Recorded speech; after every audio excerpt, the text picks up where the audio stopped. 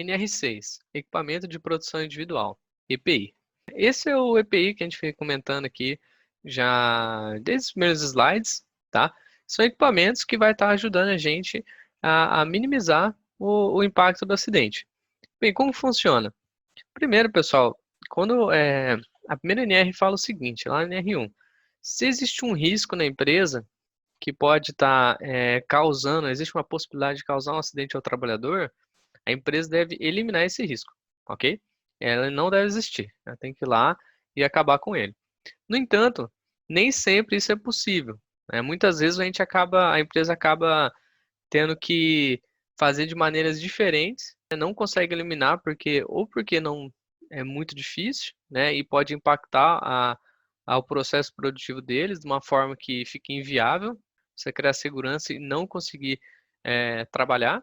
Então, o que que eles acabam fazendo? Primeira coisa, eles acabam trabalhando com um EPC, né? Que é um equipamento de produção coletiva, né? Algo, por exemplo, a gente pode ser, imagina que temos um buraco no chão, né? O trabalhador pode ir lá e estar distraído e cair e se machucar.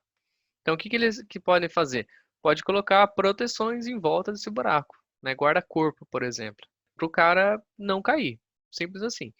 Mas às vezes isso também não é possível. Se não for possível, né, nem mudar nada do layout da empresa ou criar esse EPC, aí a última alternativa seria usar um EPI, que é o que essa norma trata, que é a NR6, que aliás é muito importante que você entenda sobre essa norma, né, e decore até esse número, pois isso cai em muitas provas aí de quando você está tentando entrar em alguma empresa, tá? Ele sempre pergunta o que que é NR6, o que que é um equipamento de produção individual, ok?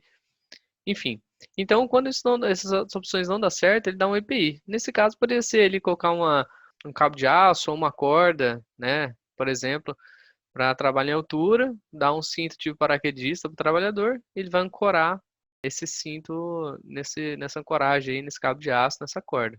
Então, se ele cair, não é que vai evitar o acidente, mas vai minimizar o impacto, porque ele não vai cair lá no chão, né? Lá no fundo daquele buraco, ele vai ficar pendurado.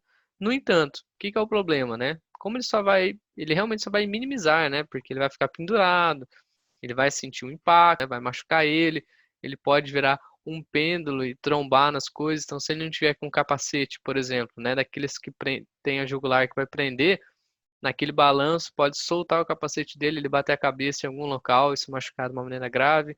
Então, o EPI, ele é a última alternativa. Então, quando você está usando o EPI, não é uma coisa tão boa assim.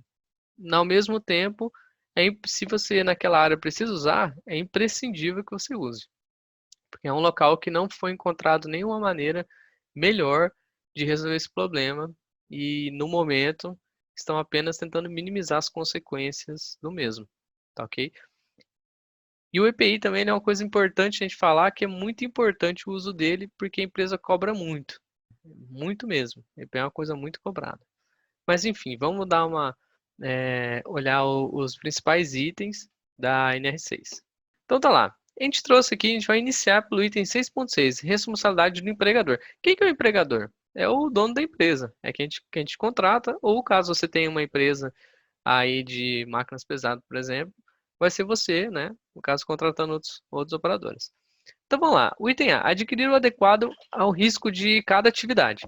Então, por exemplo, se o cara ele vai trabalhar lá com um operador de máquina, em algum momento ele for mexer com óleo, né, ele vai precisar de uma luva de borracha. Não adianta você fornecer ele uma luva de pano e onde ele tem um contato com aquela substância química e aquilo encharcar a mão dele de óleo. Eu estaria fazendo o trabalho contrário do que seria o correto. Então você tem que ter uma luva de PVC ou de borracha ou algo desse tipo, tá ok? Item B, exigir o seu uso. E aqui, cara, aqui que o negócio aperta. O que acontece? Que nem já tinha falado anteriormente. Se o auditor do Ministério do Trabalho ali na empresa e vê o camarada lá sem EPI, ele vai tirar uma foto e vai cobrar uma multa do empregador. Logo, o empregador deve cobrar desse empregado que ele utilize o EPI todo momento que for necessário a utilização dele. Então, isso o empregador pode estar criando punições para o trabalhador, né? E aí vai muito da cultura da empresa, né? Aqui na região, por exemplo, tem uma cultura, muitas empresas trabalham assim, de se for um desvio de segurança do trabalho simples, ele recebe apenas uma advertência verbal. Se não, ele recebe uma advertência escrita e em muitas situações ele é retirado da empresa, né? Ou ele refaz um treinamento, ou ele é realmente expulso da empresa. Se ele for terceiro, por exemplo, se for direto, ele é mandado embora. Já vi vários casos de ser mandado embora por justa causa aqui também, porque muitas empresas acabam não tolerando esse tipo de coisa. E hoje a tendência é essa mesmo, né? Como o Ministério do Trabalho está muito em cima das empresas, está tendo muita multa, eles estão realmente fiscalizando de verdade, então isso acaba ficando bem complicado. Aí você fala, mas por que que ninguém usa EPI? Por que tem todo esse problema? Bem, não posso mentir para vocês, o EPI não é tão confortável assim de usar. Claro, existem marcas e marcas, né?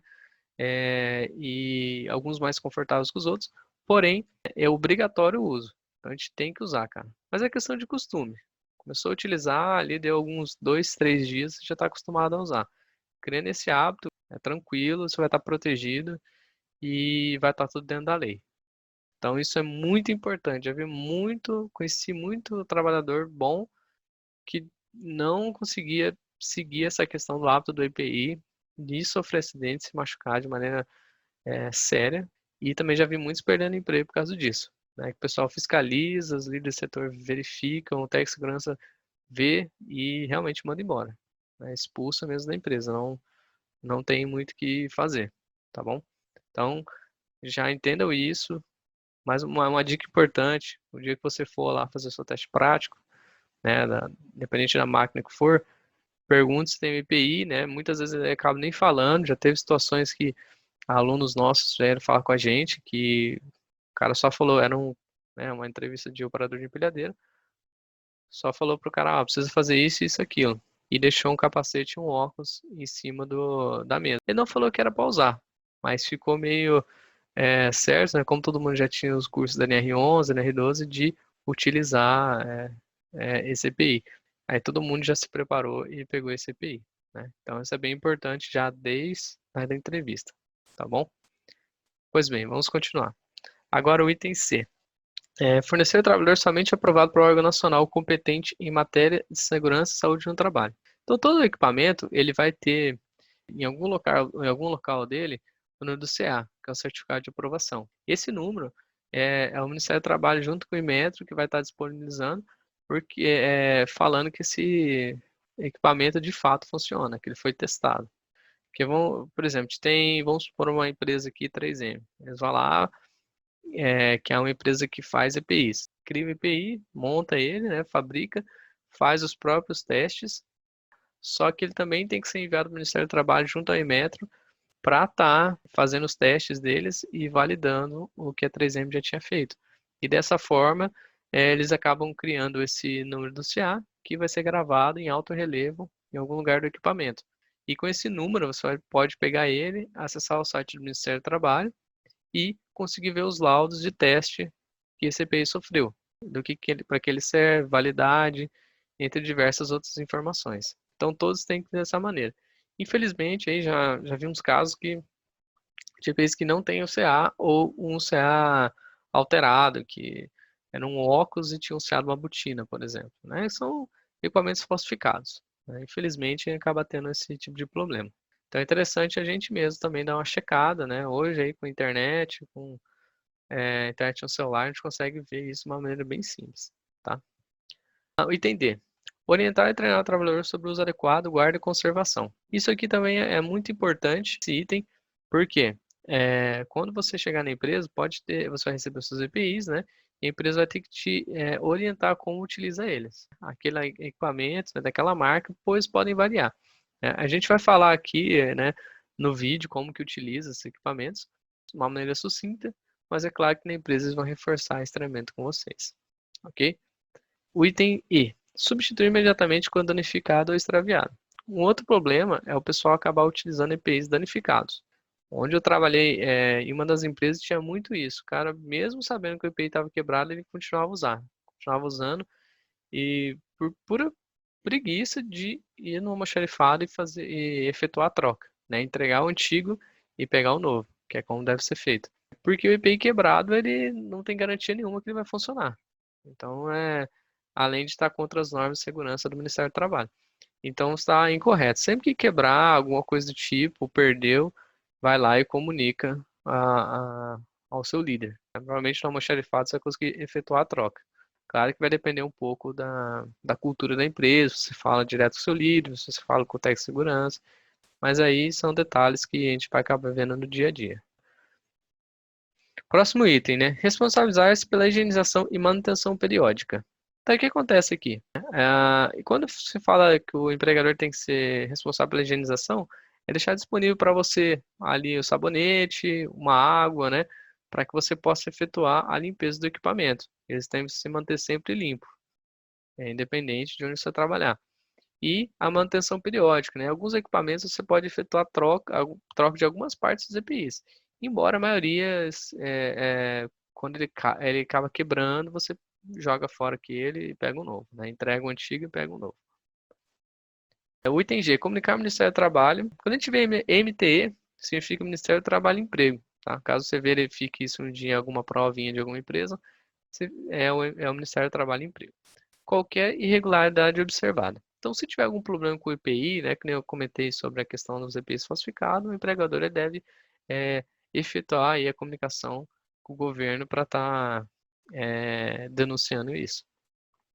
E o item H, registrar o seu fornecimento ao trabalhador, podendo ser adotados livros, fichas ou sistema eletrônico. Então, esse aqui o pessoal utiliza a famosa ficha de EPI, né, que é o mais comum e provavelmente é o que você vai acabar encontrando na empresa, né?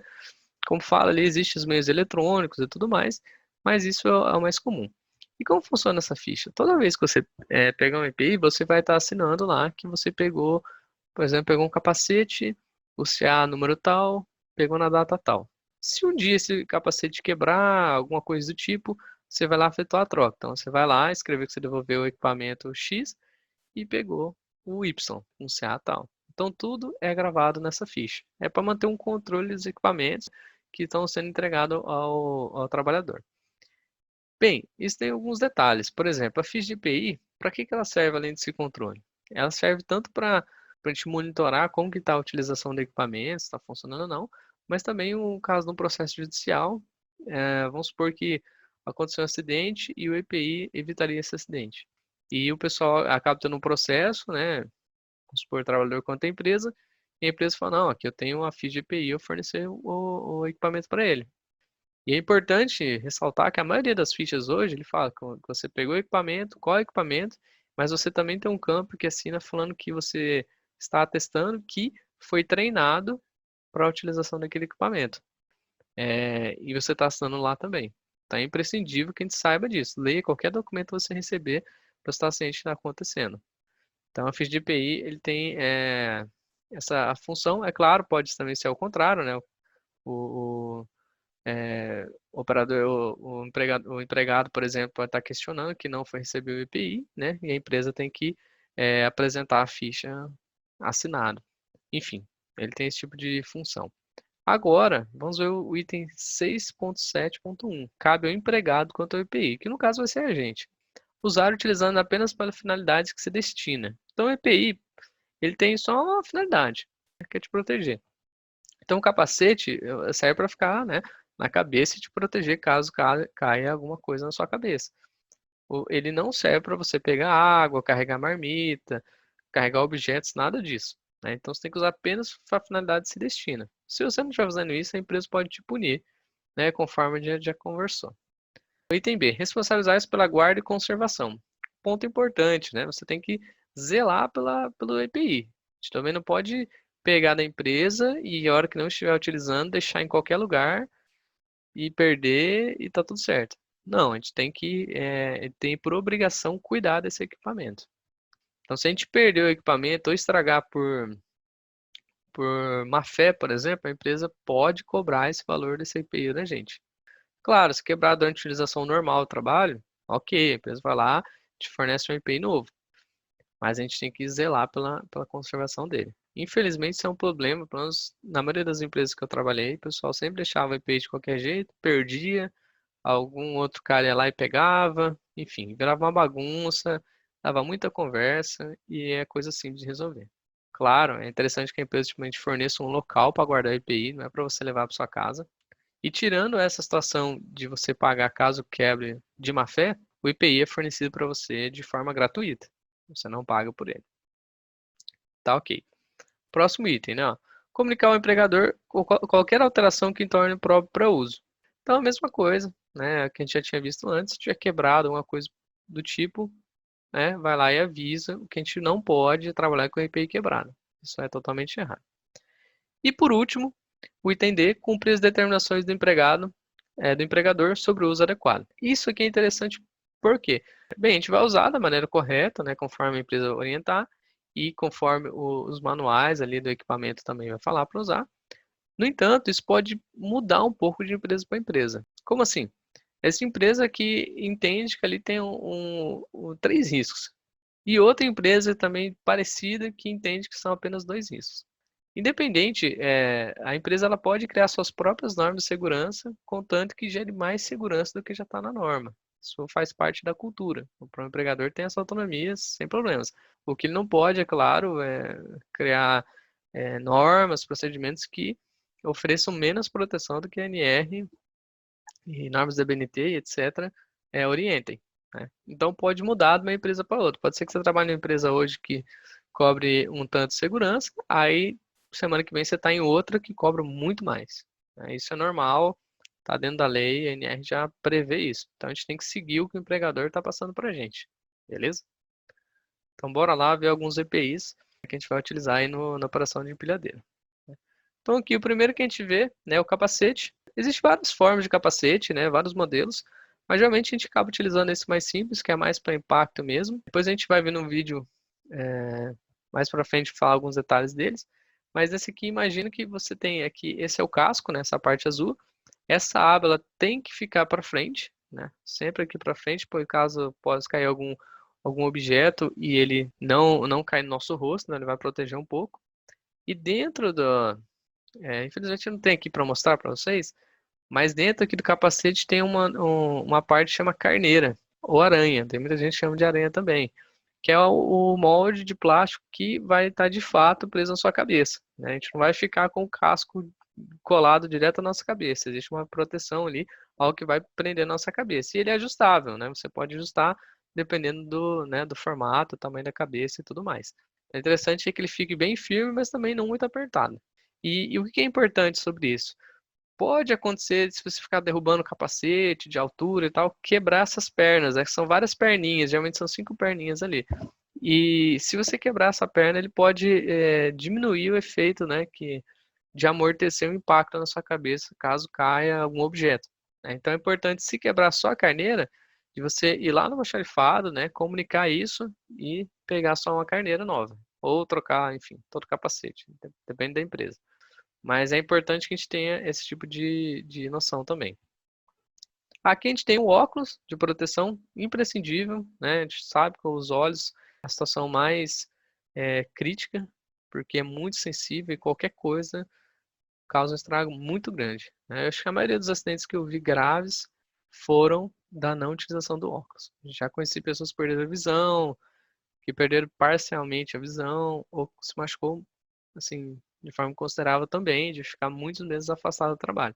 É passar por cirurgias, né, diversas delas. Então é imprescindível você usar óculos. Né? Porque você está levantando uma carga, algo pode trombar ali, cair alguma coisa. Pode ser que uma parte do pallet acerte em alguma quina do porta-pallet e pode cair um pedaço de madeira no seu rosto. Então é interessante que você esteja usando capacete e o óculos, ok? Próximo item, bota, né? Não tem como a gente entrar na área de produção, né, com o tênis normal. A norma exige que tem que ser uma botina com CA. Não qualquer tipo de botina. Tem que ser certificado pelo Ministério do Trabalho e Emprego. Ok? Aí tem empresas que vão acabar fornecendo botinas com biqueira, né? Antigamente você tinha de ferro, né, de aço. Hoje já tem do tipo de PVC. Então vai muito do que a empresa analisa o risco que tiver lá. Tá ok? Luvas, né? A gente tem aqui essa simples aqui, né? Essa de só para operação mesmo, ou talvez pegar ali algum tipo de material simples. É só apenas para riscos mecânicos. A gente tem aqui os protetores auriculares, esse é o tipo abafador, esse é o tipo plug. Não vamos falar muito deles aqui agora, a gente vai ter um vídeo só para mostrar eles depois, tá ok? Aqui a gente tem o colete. Esse colete aqui, ele serve para sinalizar que você está num local que tem movimentações de máquinas. Mesmo você sendo operador, é interessante que você também utilize. Porque pode ser que ali naquele local existem outros operadores com outras máquinas. Tem um momento que você descer da máquina, você se torna um pedestre. Então, você tendo esse colete, existem vários modelos, mas esse é um que eu gosto bastante, que esse tem esse laranja bem forte, essas listras que quando bate a luz ele vai refletir bastante, né? Parecido com os socorristas aí do SAMU, do SEAT.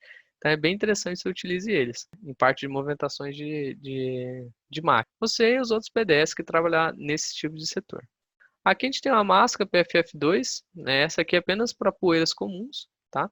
Não chega a ser para nenhum tipo de substância tóxica mais específica, aí você vai ter que ter um respirador com filtros, né? Aí vai variar os filtros dependendo da substância. E, por último aqui, essa luva de borracha, certo? Essa aqui é mais se você trabalhar com óleo e substâncias do tipo, tá ok? Então, bora continuar lá.